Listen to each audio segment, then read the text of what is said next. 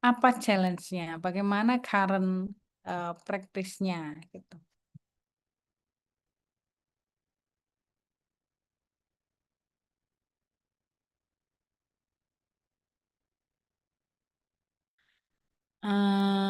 Saya mulai dari mana ini?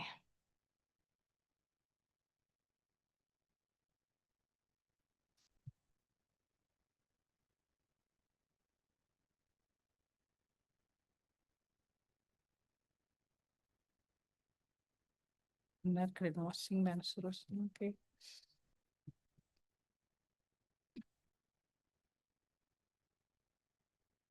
Alphabet sub-acronyms. Nah, ngomongin alphabet sub-acronym, tadi banyaknya, akronim singkatan-singkatan, standar-standar intinya ya. Itu kan, apa tuh istilah alphabet sub of acronym itu?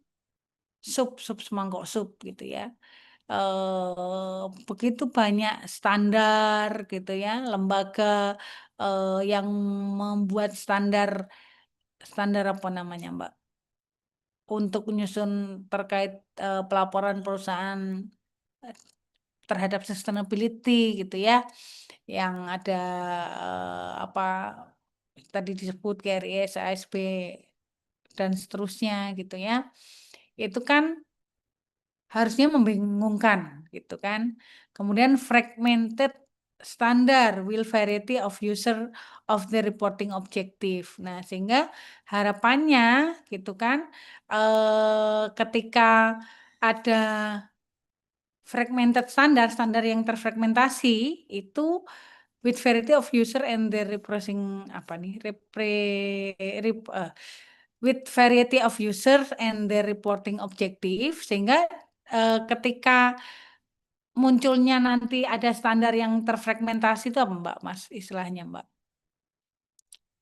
Dengan banyaknya atau with variety of user, banyaknya para pengguna gitu ya, and the reporting objective, tujuan para pengguna tadi ya, dalam pelaporannya, sehingga akan, eee, membingungkan tadi ya.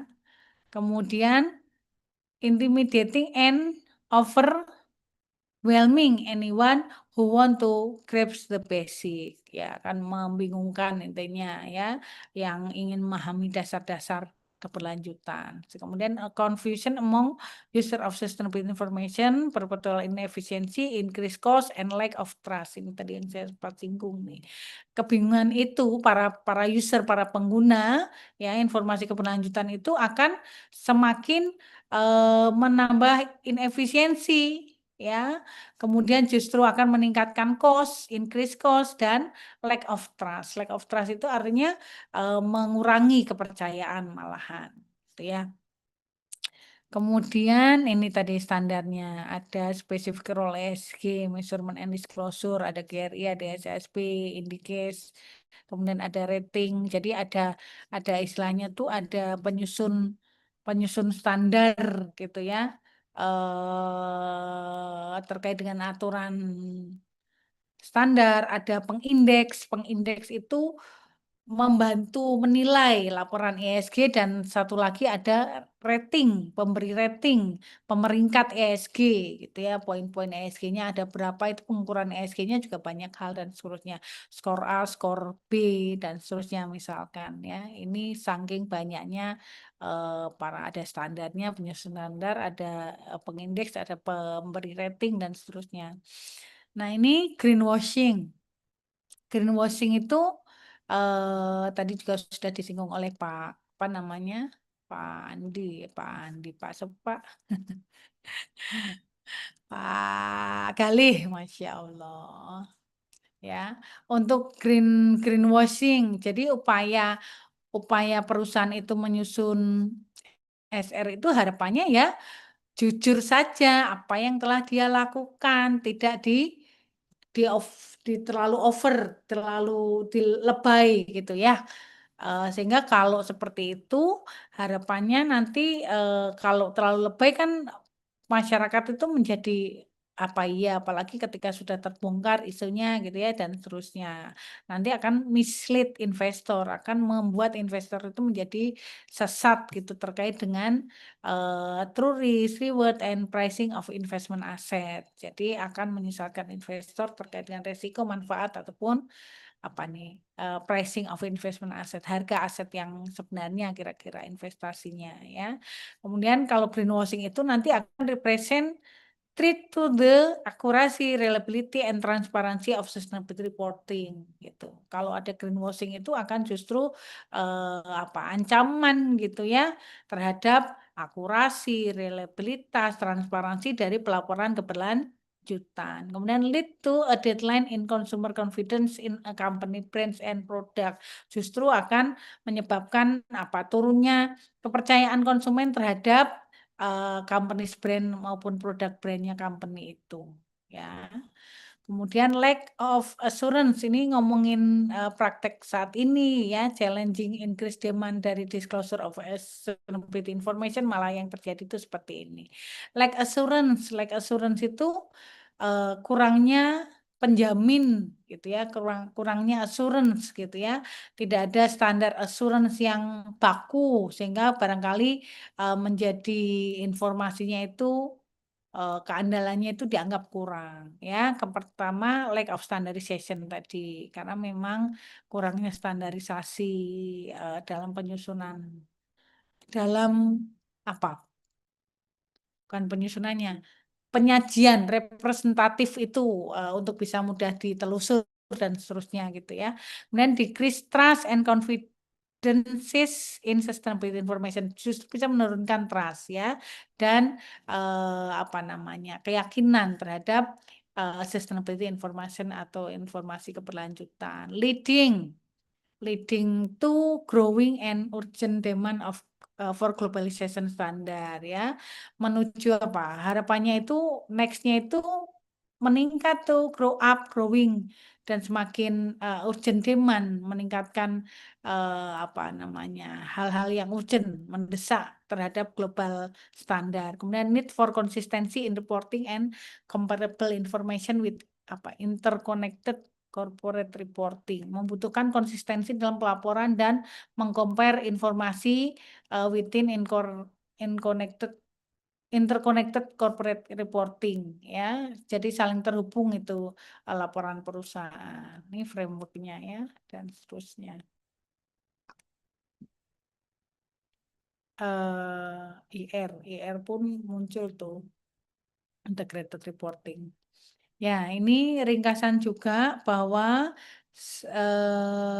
ada POJK 51 tahun 2017 itu jurisprediction-nya berlakunya di Indonesia. Kalau yang lain kan internasional semua, baik itu carry standar, TCFD, SSB standar gitu ya.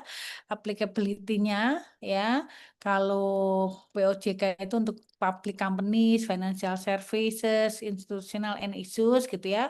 Kalau carry standar untuk all companies ya and all organization, kalau TCFD juga sama untuk all companies and all organization semua ya. Kemudian fokusnya, nah ini fokusnya nih.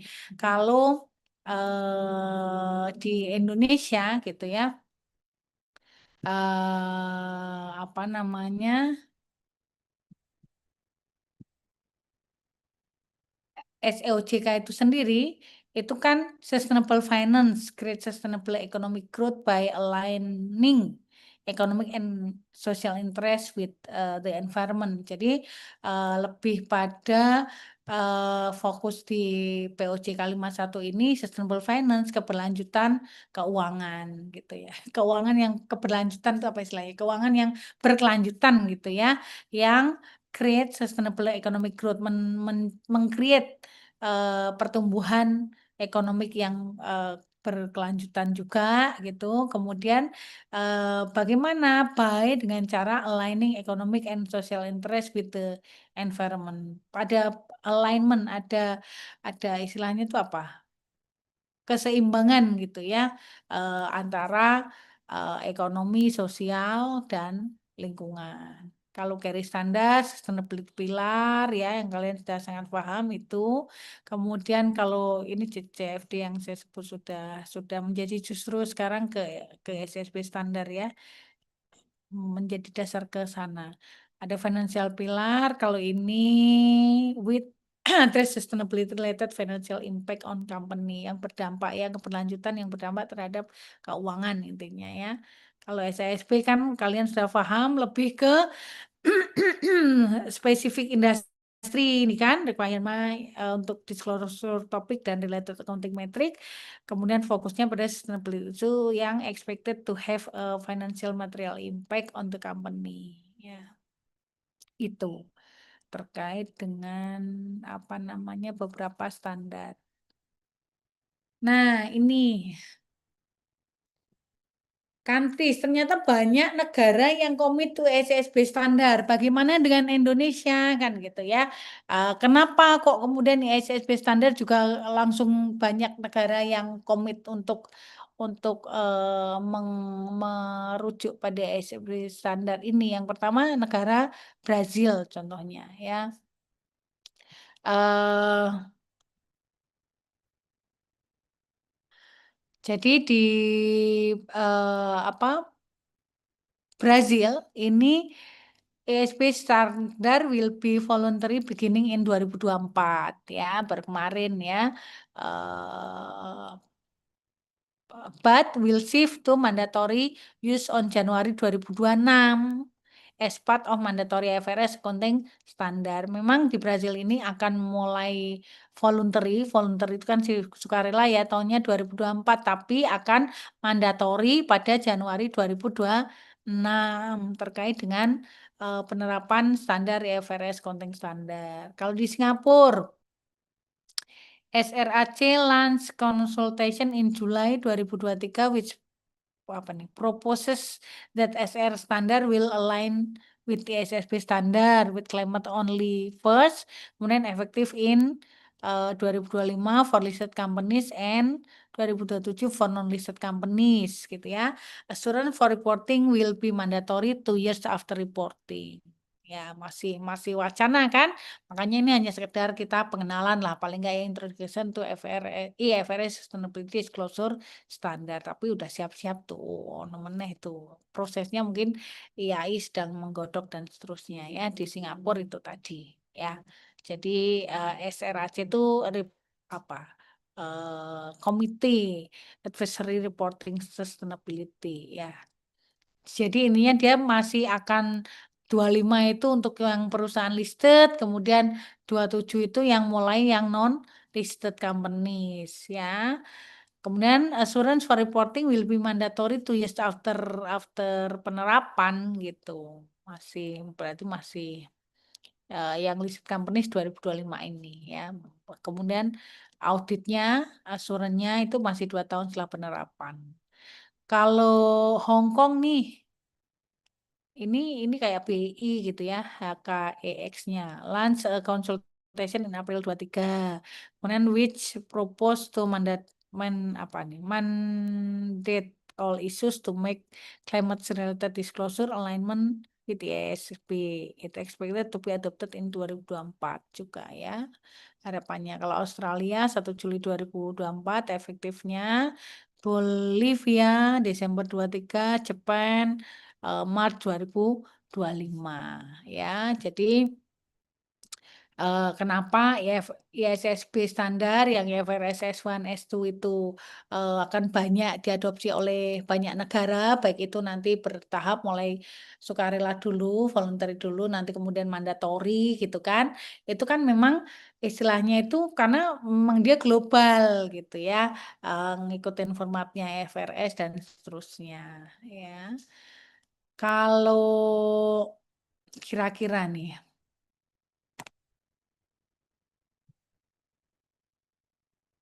arahnya Indonesia atau OJK gimana? Akan mendukung nggak?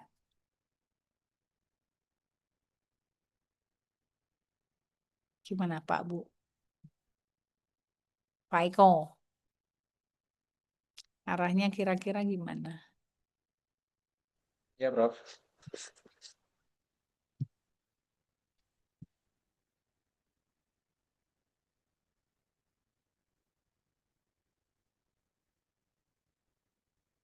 Kalau OJK ya, Prof ya. Ya, ini mendukung IFRS Sustainability Disclosure nggak? Kalau menurut saya mendukung. Ya, oke. Kenapa?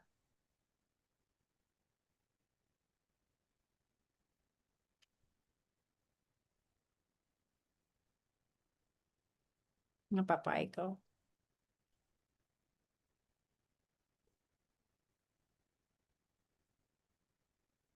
Ya lah, Bu, mendukung lah, wong itu standar global gitu, dan seterusnya. Ya, harapannya memang ke arah sana ya. Nanti eh, kalau tadi untuk due prosesnya gitu kan harus menyusun ya harus membentuk dewan standar keberlanjutan dan seterusnya. Tapi memang itu merupakan harmonisasi global kan gitu ya, mendukung penerapan itu. Cuman mungkin memang apa namanya perlu beberapa kajian kajian publik, kajian teknis gitu ya, persetujuan resmi dan seterusnya. Intinya nanti memang arah kebijakan ESI itu IAI harusnya memang selaras dengan FRS Foundation tadi ya. Oke, nextnya apa lagi nih? Ini FRS S1 dan S2 yang tadi singkatnya sudah disampaikan gitu ya. Yang pertama ini core konsepnya kalau yang FRS S1 governance, kemudian ada risk management, strategi dan metrik ya. Coba kita bahas satu persatu.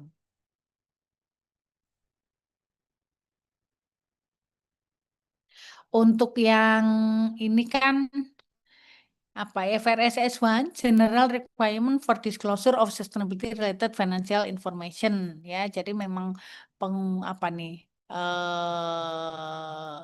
istilahnya itu general requirement persyaratan umum untuk pengungkapan eh, keberlanjutan yang relate dengan informasi keuangan gitu ya. Objektifnya adalah, nah bentuknya nanti seperti ini Mas Mbak Pak Ibu, kalau yang sudah berhasil tolong ngechat saya ya. Bu, saya udah berhasil mendapatkan standar IFRS S1 S2 gitu. Boleh. Nanti biar di-share ke grup. Objektifnya requirement an entity to disclosure information about sustainability yang relate dengan resiko dan opportunities that is useful to primary users of general purpose financial report in making decision relating to provide resource to the entity. Jadi tujuannya memang tadi sudah saya sampaikan ya, required entity apa tuh mengharuskan apa entitas itu untuk bisa mengungkapkan informasi tentang keberlanjutan yang relate dengan risiko dan peluang yang itu useful to primary user. Jadi yang relevan ya, yang useful, yang bermanfaat untuk primary user itu siapa? Pengguna utama itu siapa? Pengguna utama laporan keuangan ya. Dan juga eh, general purpose financial report juga dalam pengambilan keputusan yang relate dengan providing resource to the entity, yang relate dengan apa penyediaan resources sumber daya pada perusahaan. Jadi FRS S1 equivalent to FRS Accounting Standard IAS 1 dan IAS 8. Apa itu IAS 1, IAS 8? Ada yang tahu? International Accounting Standard 1 itu ngomongin tentang presentation financial statement. Jadi bagaimana penyajian laporan keuangan, komponen utamanya apa saja gitu kan. Kalau yang IAS tadi udah disebut siapa pertama tadi ya, Mbak, siapa apa itu laporan keuangan apa aja gitu ya, prinsipnya juga apa itu semua dibahas ya IAS 1. Going concern bahwa perusahaan itu akan berlangsung terus-menerus, harapannya tidak didirikan dalam waktu singkat terus kemudian selesai kan enggak ya. Prinsip accrual basis, ada konsistensi, ada materialitas ya, dan seterusnya itu semua di IAS 1 ya. Pengungkapan yang signifikan juga dibahas di CALK ya dan seterusnya. Kalau IFRS S1 ini juga ekvivalen dengan IAS 8. IAS 8 itu bahas tentang apa? apa sih istilahnya tuh? Kebijakan akuntansinya lah ya, kebijakan akuntansi, perubahan kebijakan akuntansi dan seterusnya ya, itu. Kemudian linked to financial statement, materiality, timing, location, reporting entity, qualitative characteristic of usual sustainability related financial information. Ini kan karakteristik kualitatif dalam, apa, karakteristik kualitatif sebuah informasi keuangan. Nah, nyambungnya ke arah sana ya. Primary, ada yang primary dan secondary ya, bahwa dia harus relevan, ya harus dapat ditelusur kebenarannya dan seterusnya ya. Eee, yang linked to financial statement. Kemudian langsung ke core core kontennya ya, governance itu the governance process, isinya ya. Control and procedure the company user to monitor, manage and oversee sustainability related risk and opportunities. Jadi intinya ya kalau terkait core contents, atau isi utamanya atau istilahnya tuh, tata kelola ini ya bagaimana proses tata kelola, kemudian pengendalian dan prosedur yang digunakan ya, untuk memonitor, untuk me-manage dan, apa nih, oversee itu apa Mbak, Mas? Oversee sustainability related untuk melihat, bagaimana keberlanjutan itu relate dengan resiko dan, peluang. Kemudian kalau risk management intinya proses bagaimana perusahaan itu menggunakan, melakukan identifikasi, mengakses ya, kemudian priority and monitor sustainability related risk and opportunities. Lagi-lagi ke arah, apa namanya, bagaimana memantau risiko dan peluang keberlanjutan dari sisi risiko, gitu ya. Proses ketika ingin, memantau risiko. Kemudian strategi pendekatan untuk managing sustainability related risk and opportunities yang, could affect, yang apa namanya, dapat, mempengaruhi company's prospek, bisnis model, dan value chain atau rantai nilai ya. Kemudian terakhir matrix and target,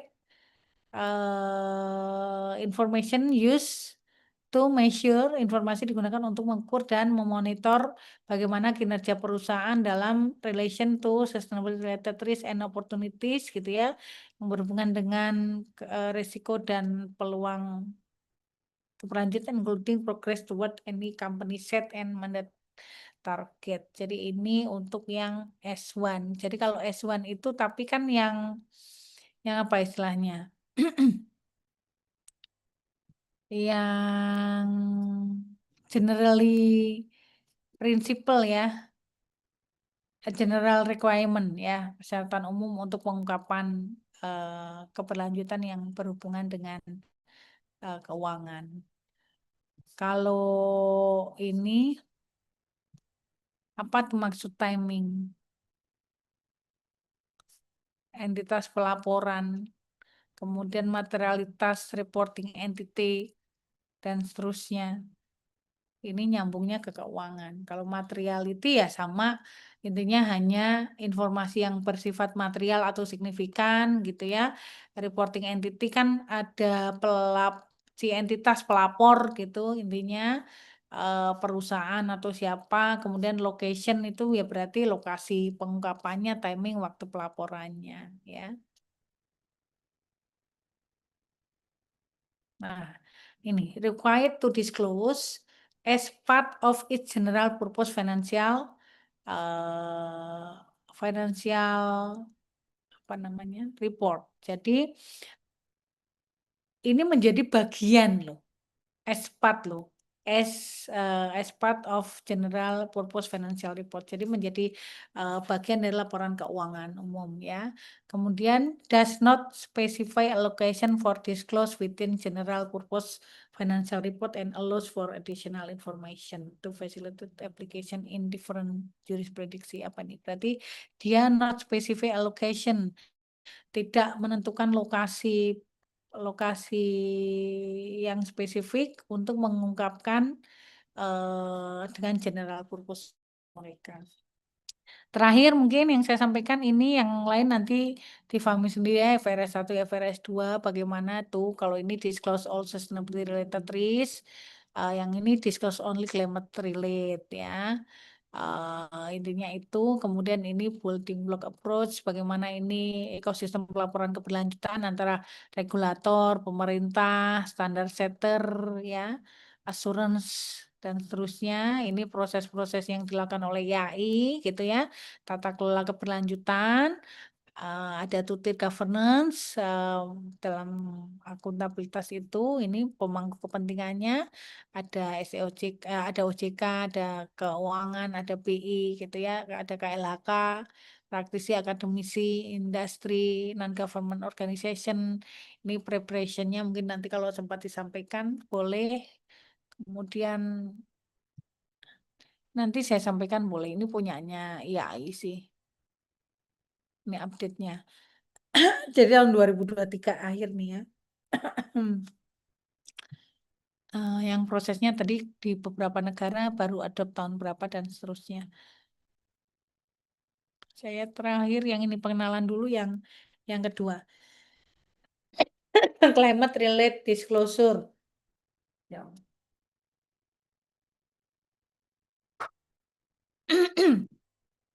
FRS S2 tentang pengungkapan climate ya.